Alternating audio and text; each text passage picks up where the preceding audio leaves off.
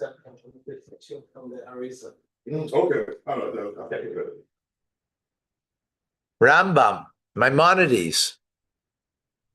We are continuing in the laws of murder, actually, which is interesting because what we're going to learn now doesn't seem to be about murder, but it's in the laws of Retzeach. Well, actually, Retzeach means murder, but Shmiras HaNefesh means guarding life. So, right. It's all in the same category, right?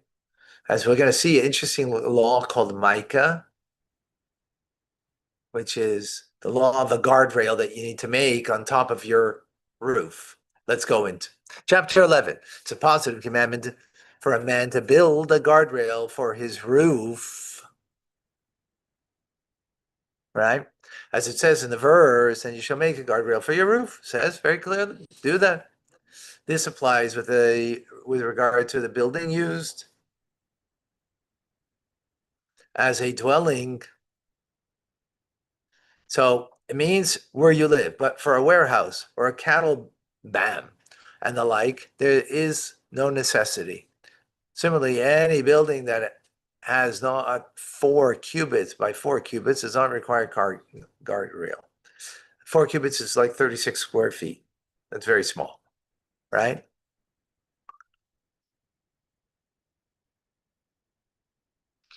When we make a guardrail, we have to make a beracha. Then we make a guardrail. Yeah, well, we're going to learn. Halacha number 2. A house owned by 2 partners requires a guardrail, as can be inferred by the verse. For one who falls may certainly fall from it. The obligation is from the fact that one may fall, right? The obligation doesn't come because it's mine, right? No, because someone may fall. Well, so it's regardless of, whether it's 2 owners or 5 owners or what, right? If so, why does the verse say your roof? To exclude synagogues and houses of study, for they are not intended to serve as dwellings. That's why. It excludes them? It excludes them. They're not obligated, right? There's the biblical law, right? It does say your roof.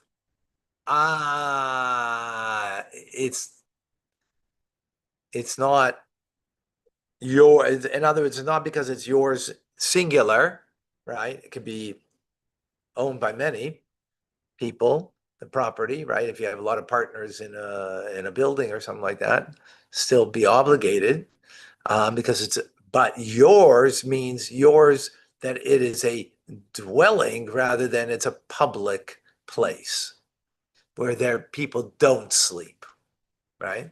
Synagogue, you don't sleep. So you don't have that one. If the public domain is higher than the person's roof,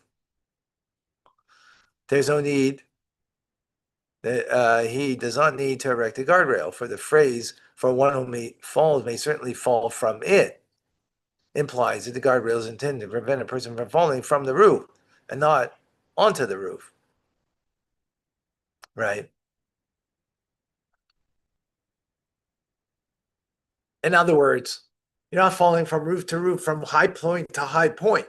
You're falling from a high point to a low point where you could hurt yourself, right?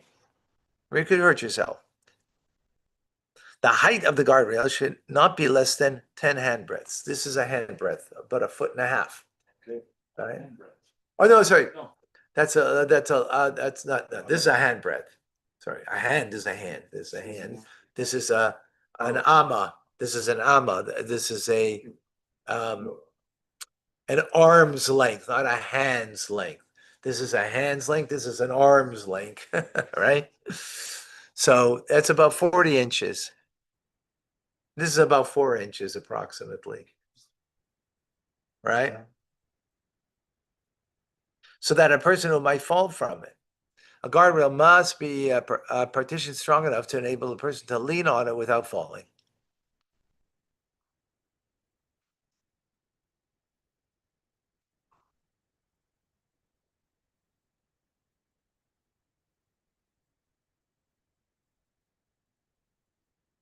Right. In other words, you might look at it, the guardrail is only like like sort of like a reminder, do not, go too close. No, it's actually to prevent you from the falling itself. It's not just, hey, don't go too close, right? Like a sign on the wall, Not just for visual. hey, dummy, don't walk over the edge. Yeah, Right? So it's not as that. It's meant to actually cause a prevention from the person falling. So therefore, it needs to be strong enough to be that prevention. Got it? Yes. Interesting. Again, exacting this on the verse of the Torah of what it's coming to tell us, right? Anyone who leaves a roof open without a guardrail negates the observance of positive commandment and violates a negative commandment. Because the negative commandment is, do not cause blood to be spilled in your home. The violation of this commandment is not punished by lashes, for it does not involve a deed. Right. We have a general principle that if you transgress a negative commandment, right, in a manner that you can't fix it, right? Others do not steal, you don't get lashes. Why? Because there's a commandment is to return what you stole, right? So you can fix the deed, right? So you have to make payment. So there is no lashes. But in an instance where there is no way to fix it, right? There is lashes, right? Except here, you would say there's got to be lashes. No, because the only time lashes is given is when you don't fulfill something, is when you did something. Here, he didn't do something. He just didn't build a guardrail, right? There wasn't a deed involved that therefore that was deserving of lashes. Because we learned elsewhere that lashes is only administered when a deed is done. Why? How come? Why? Hmm? Because the action of doing is stronger than the neglect. Of not doing? Yeah, neglecting, not doing. Yeah. Racham Hillel? What does everybody say over here? Davida, Liba, Tim, Diane, and wait, forgot your first. Creates a change. Huh? A change creates a change? change. Okay, you change something. Good. You know why? Because that's what the verse says. Remember this biblical law? Biblical law is based on what the verse tells us. Now, sometimes the verse is not very clear, and the sages are telling us how to understand the verse, right?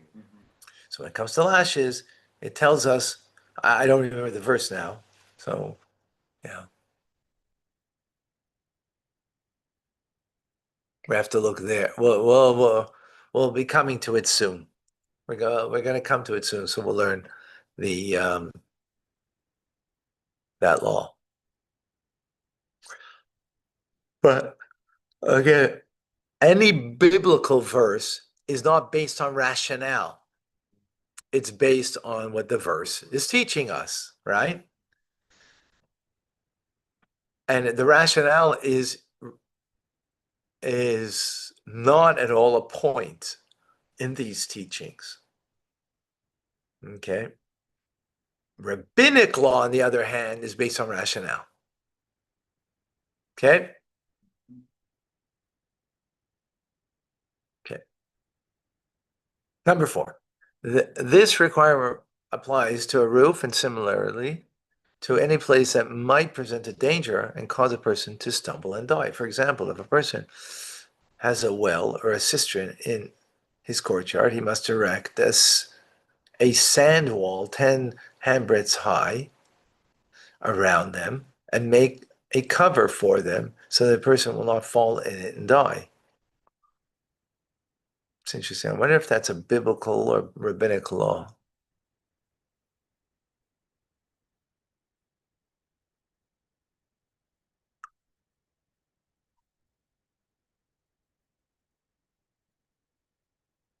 Yeah, so it looks like it might be biblical. I'm not certain.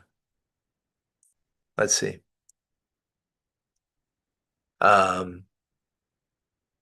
Similarly, it is a positive mitzvah to remove any obstacle that could pose as a danger to life, and to be very careful regarding these matters. It says, beware for yourself and guard your soul. So, okay, that's biblical law, right? That's based on a verse. If a person leaves a dangerous obstacle and does not remove it, he negates the observance of positive commandments and violates a negative commandment. Do not cause blood to be spilled. Our sages forbid. Okay, now our sages. What does that mean? Exactly. That's rabbinic law. They forbade, right? It didn't say they forbade based on the Torah, right? They forbade, meaning rabbinic law. Many matters because they involved a threat to life. Whenever a person transgresses these guidelines, saying, "I will risk my life," what does this matter? What does this matter to others? Right? It's my life. I'll risk it. Or I am not careful about these things. He should be punished by stripes of rebelliousness. So here he gets stripes. He gets lashes, but they're called stripes of rebelliousness. Why are they called that? Who are they rebellious to? The sages, not to the biblical law, right? The sages were empowered by biblical law to invoke rabbinic law.